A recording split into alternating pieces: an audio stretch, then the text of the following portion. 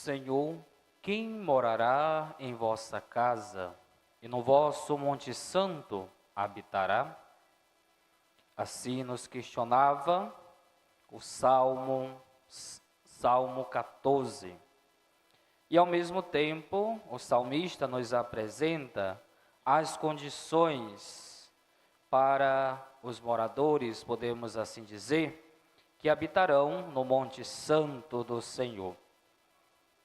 E assim nos apresenta, é aquele que caminha sem pecado e pratica a justiça fielmente, aquele que pensa a verdade no seu íntimo, que não solta em calúnia sua língua, que nada prejudica o seu irmão, nem cobre de insultos seu vizinho, que não dá valor algum ao homem ímpio, mas honra os que respeitam o Senhor, que não presta o seu dinheiro com usura, nem se deixa subornar contra o inocente. Jamais vacilará quem vive assim. E estas são as condições que o Salmo 14 nos apresenta àqueles que habitarão o Monte Santo do Senhor, farão morada no coração de Deus. Talvez um questionamento que façamos para nós mesmos: e agora, Senhor, o que será de mim? O que será de nós? Se uma destas realidades se faz presente na minha vida. E o convite que o Senhor nos faz é que observemos os seus mandamentos. Assim nos faz recordar, no livro do Deuteronômio, Moisés, que exortando ao povo para que não descuideis daquilo que o Senhor os ofereceu como norteamento para as suas vidas, para a segurança de suas vidas, em forma de aliança. E assim Moisés adverte o seu povo, pedindo que, além da observância, que não acrescenteis nada e nem tireis da palavra que ele havia apresentado por intermédio de Deus. E a nossa tentação, amados irmãos e irmãs, diante daquilo que a igreja nos apresenta como verdade, é querermos acrescentar ou retirar, numa tentativa de conformar a nossa vida, a nossa conduta. Esta palavra, até os discípulos disseram, quando Jesus se apresenta como um verdadeiro pão do céu e como alimento salutar, que daria a sua vida, o seu corpo como alimento. E assim os discípulos, assim como outros também, que escutavam a Jesus, disseram: estas palavras são duras demais. A quem iremos, Senhor? Só Tu tens palavra de vida eterna. E às vezes o nosso comportamento diante da verdade, à beira a estes resultados, podemos assim dizer, da reflexão que fazemos da palavra de Deus. Esta palavra é dura demais para ser observada. A tentação é de querermos acrescentar ou de retirar. Que tal este mandamento da lei de Deus? É difícil de ser observado. Vou trocá-lo por outro, mais fácil, ou que não requer sacrifício, renúncia, nos conformando a uma vida, digamos, distante de Deus. E por isso a chamada que Deus faz a cada um de nós é que não nos comportemos como meros ouvintes da palavra, mas praticante da mesma.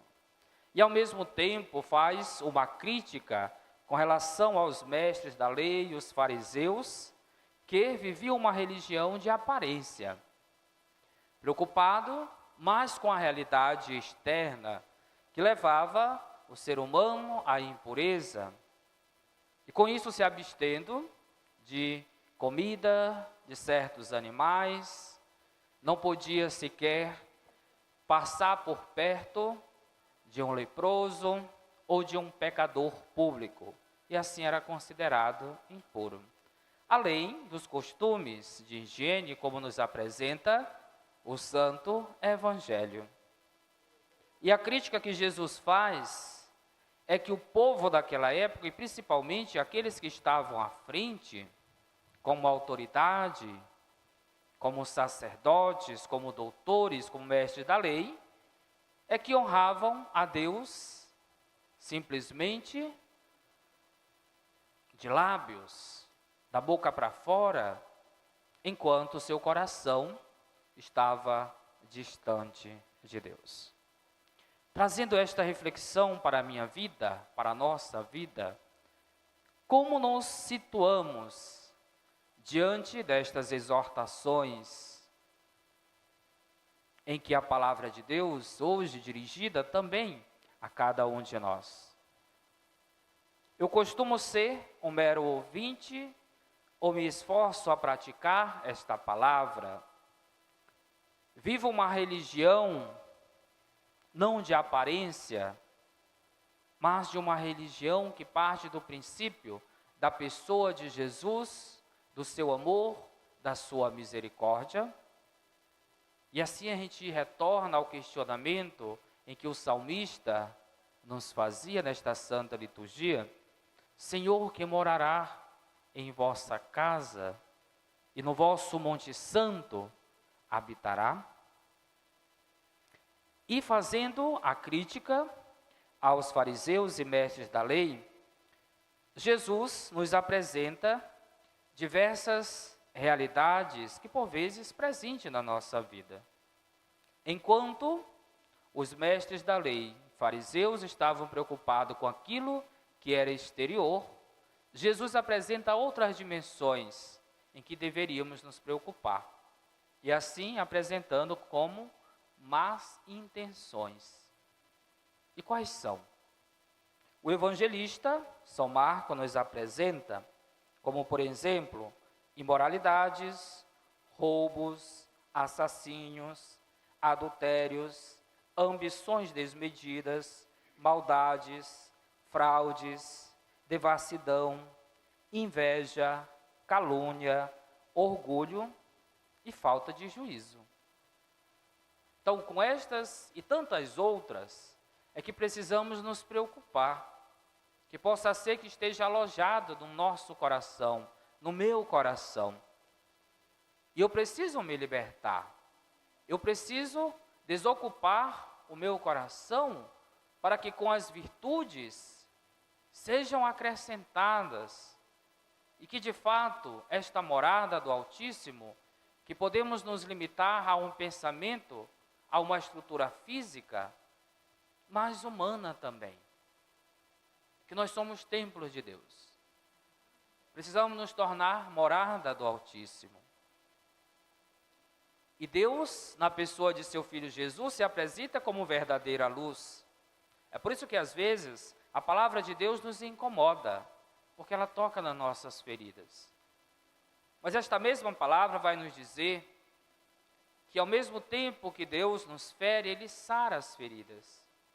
Ao mesmo tempo que Ele coloca diante de nós situações que nos impedem a vivermos uma experiência com Ele, mas no intuito, na tentativa, com que, tomando consciência, possamos ter o nosso coração despojado daquilo que é mal e permitir que o bem se faça presente na nossa vida.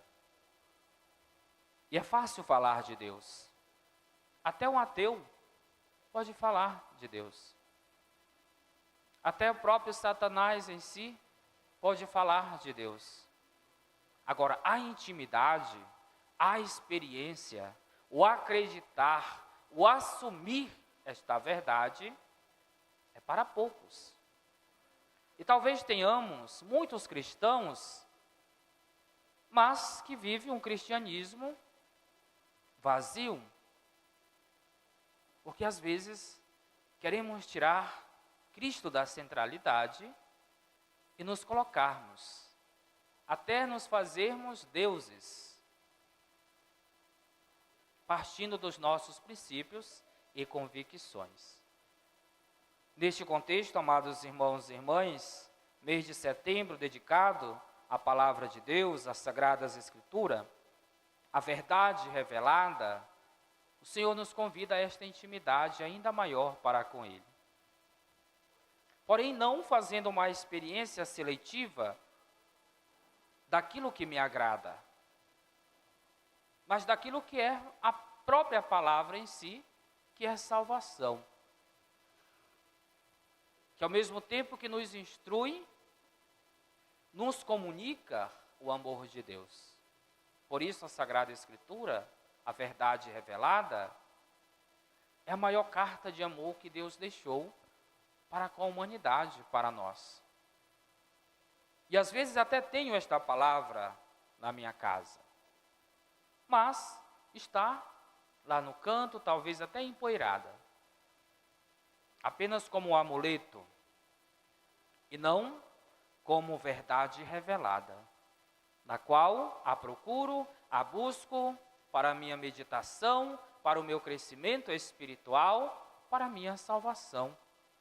Porque é palavra de Deus, é a verdade revelada, inspirada por Deus.